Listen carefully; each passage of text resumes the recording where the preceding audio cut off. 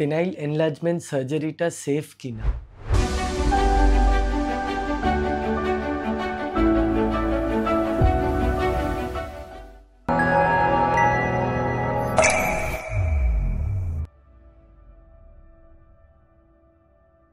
নমস্কার, আমার নাম ডক্টর অনির্বাণ ঘোষ। আমি একজন aesthetic plastic surgeon.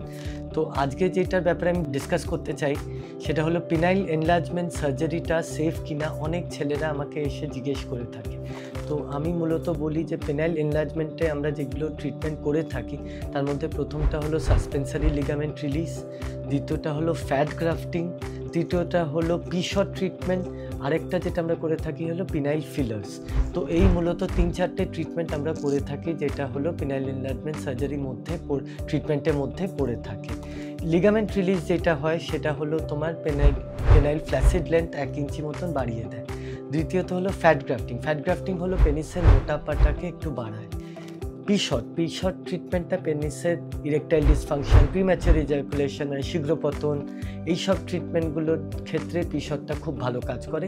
Length and গার্থও মোটামুটি একটু বাড়াতে পারে, কিন্তু খুব যদি আপনাদের এক্সপেকটেশন থাকে না আমরা পেনিসের লেন্থ আরও বড় করব, আরও মোটা করব, তাহলে তার জন্য সবচেয়ে ভালো ট্রিটমেন্ট হলো পেনাইল ইমপ্লান্ট, যেই সংক্রান্তে আমি পরে অন্য কোনো একটা ভিডিওতে আমরা আরও ডিসকাস করব।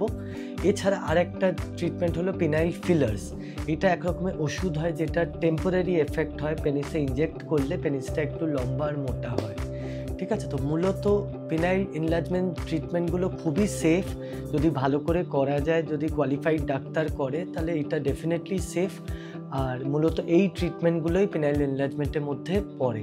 আর এর ব্যাপারে যদি আপনারা আরও কিছু জানতে চান, penile fat grafting, ligament release, penile implant, পিশট, তাহলে আমার চ্যানেলকে সাবস্ক্রাইব করতে পারেন। অনেক কটা ভিডিও আছে আমার চ্যানেলে, সেগুলো আপনারা দেখে অনেকটা ভালো আইডিয়া করতে পারেন।